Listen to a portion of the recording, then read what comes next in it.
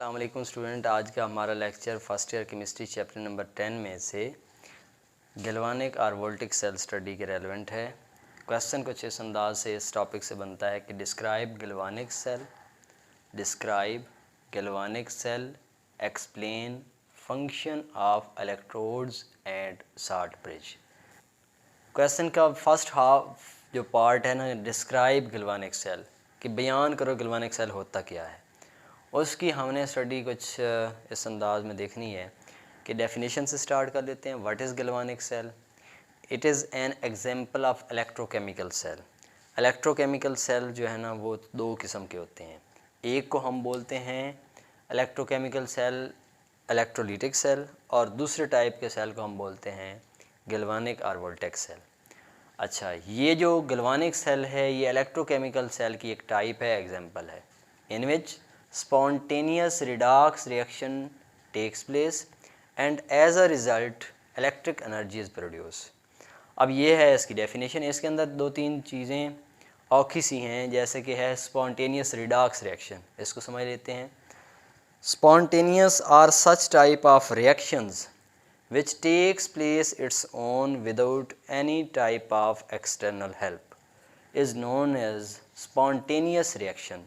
Spontaneous reaction ख़ुद का reaction होते हैं जो अपने तौर पे ख़ुद ब खुद होना शुरू हो जाते हैं, कमले वेले किस्म के खुद ही जुड़ जाते हैं, तो ये स्पॉन्टेनियस रिएक्शंस होते हैं। रिडॉक्स रिएक्शन, वर्ड जो रिडॉक्स है वो टू वर्ड टर्म्स का कम्बिनेशन है। एक इसका हिस्सा है रिडक्शन और दूसरा है ऑक्सीडेशन, यानी एक ऐसे किस्म का खुद का रिएक्शन जिसमें ऑक्सीडेशन रिडक्शन रिएक्शन दोनों एक ही वक्त में वकू पज़ीर हों। स्पॉन्टेनियस मतलब स्पॉन्टेनियसली ख़ुद कार तरीके से।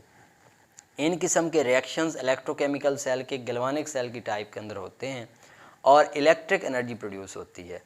पहले केमिकल होता है, केमिकल एनर्जी ने कन्वर्ट होना होता है इलेक्ट्रिकल एनर्जी के अंदर without any type of external help, तो वो जो सेटअप पूरा होगा वो क्या कहलाएगा? गैल्वानिक और वोल्टेक सेल। इसकी कुछ फर्दर इसकी एक्सप्लेनेशन है इसी डिस्क्रिप्शन के अंदर कि redox reaction consist of two parts. जो गैल्वानिक सेल के अंदर वकू पज़ीर होने वाले जो रिडॉक्स रिएक्शंस होते हैं वो दो किस्म के होते हैं, यानी दो हिस्सों पे मुश्तमिल होते हैं। फर्स्ट हाफ इज़ ऑक्सीडेशन, यानी रिडॉक्स रिएक्शन का जो पहले वाला पोर्शन होगा उसको वो ऑक्सीडेशन पार्ट होगा, और सेकेंड हाफ रिडक्शन।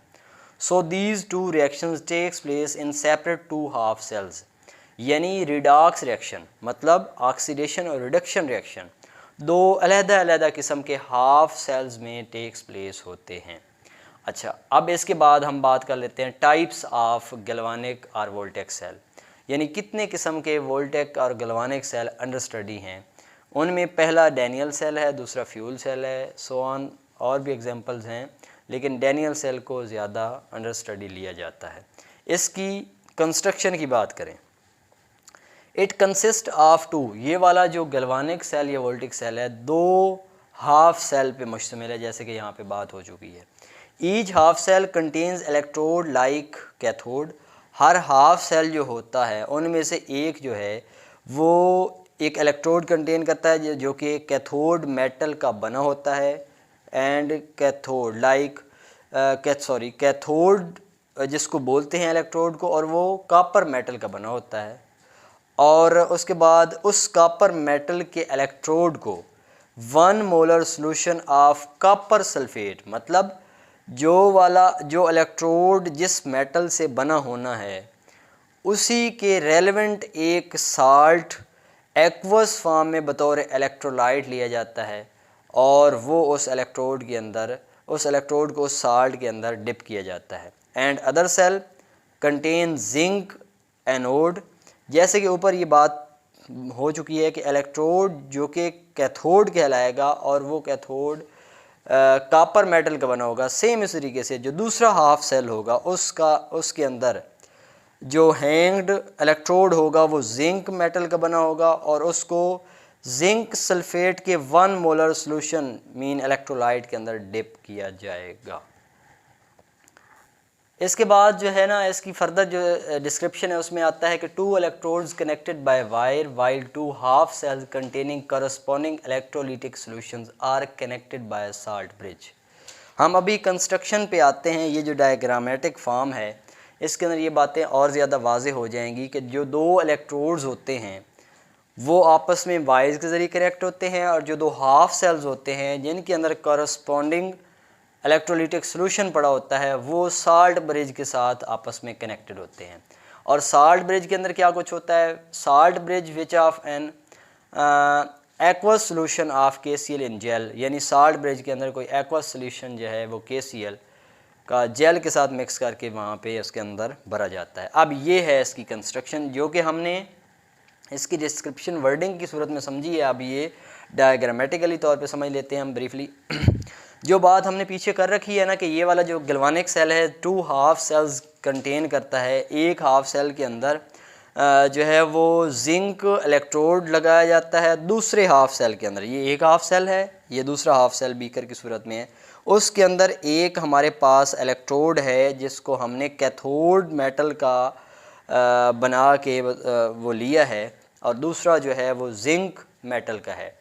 अब एक सेल के अंदर होनी है ऑक्सीडेशन, दूसरे के अंदर होनी है रिडक्शन।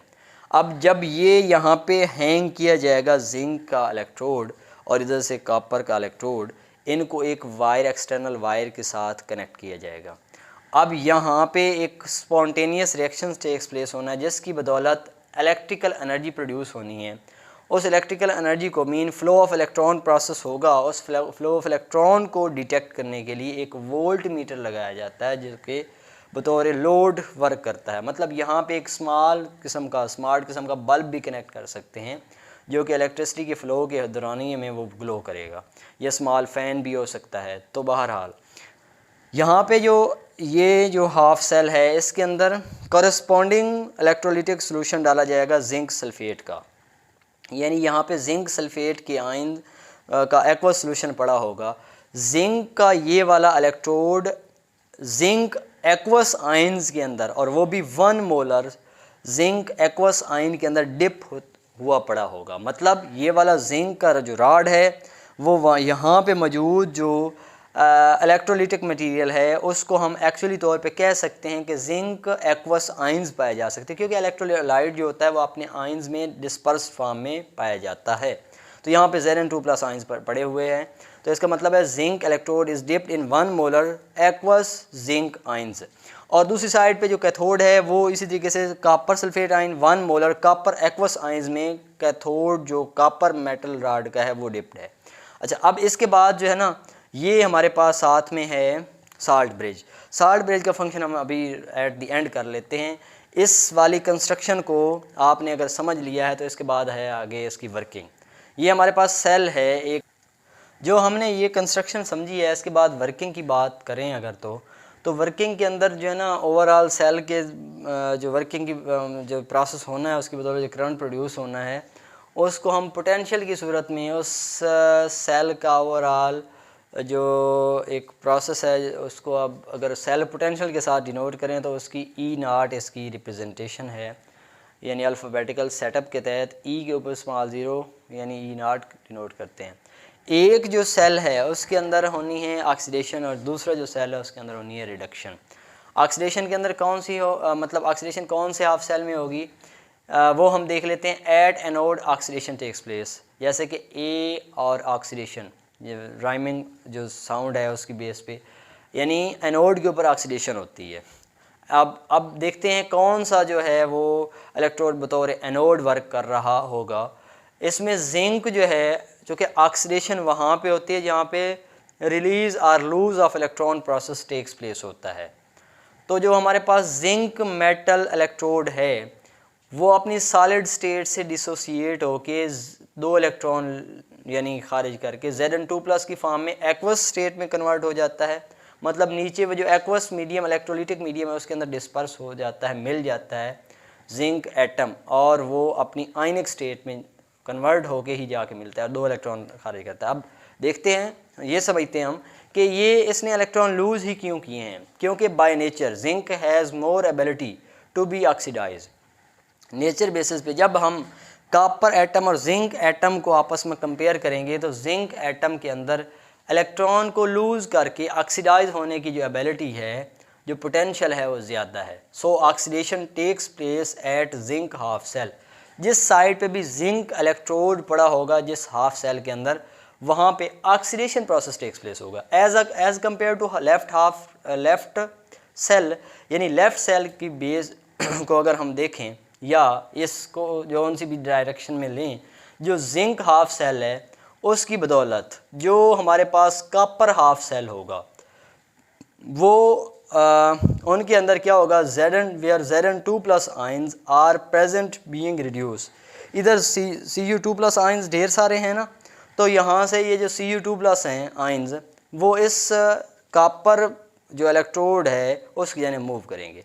अब ये मूव क्यों करेंगे, ये बात है। यहाँ से जब Zn जो है सॉलिड एटम वो 2 इलेक्ट्रॉन रिलीज़ करता है तो 2 इलेक्ट्रॉन रह जाते हैं इसी के ऊपर, और Zn2+ आइंस जो हैं, Zn2+ आइंस वो यहाँ पे नीचे एक्वस सोल्यूशन में इकट्ठा होना शुरू हो जाते हैं।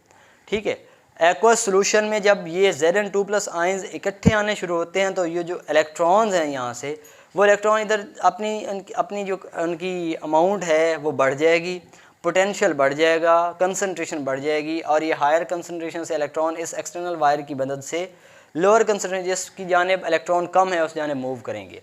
अब यहाँ पे इलेक्ट्रॉन आना शुरू हो जाएंगे और इस तरीके से इधर कुछ ना कुछ करंट फ्लो करेगा।